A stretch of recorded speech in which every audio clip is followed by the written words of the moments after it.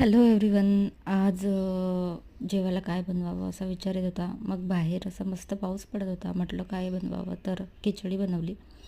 खिचडी आणि कढी आम्हाला खूप आवडते. तर मी कुकरमध्ये तेल टाकलं आहे, त्याच्यामध्ये मोहरी टाकली आहे, जिरं, कढीपत्ता आणि हळद टाकून घेतलं आहे. आणि एकीकडे डाळ आणि तांदूळ धुवून ठेवली होती.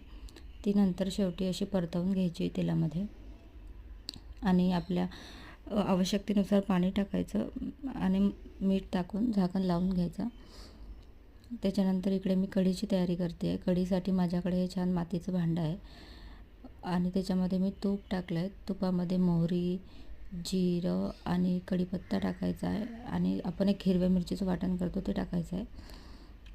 एकीकडे मी दह्यामध्ये थोडं बेसन टाकून ते एकदम मिक्स करून घेतलं होतं, ते शेवटी टाकायचं आहे आणि त्याच्यानंतर असं हळूहळू त्याला हलवत राहायचं आणि नंतर त्याच्यामध्ये कोथिंबीर, मीठ टाकून झाकण ठेवून द्यायचं. नंतर मी वड्यांची तयारी करत होते. वड्यांचं मी इथे वाटून घेतलेलं आहे आणि मस्त असे वडे थापून घ्यायचे आणि गरम झालेल्या तेलामध्ये ते सोडून द्यायचे.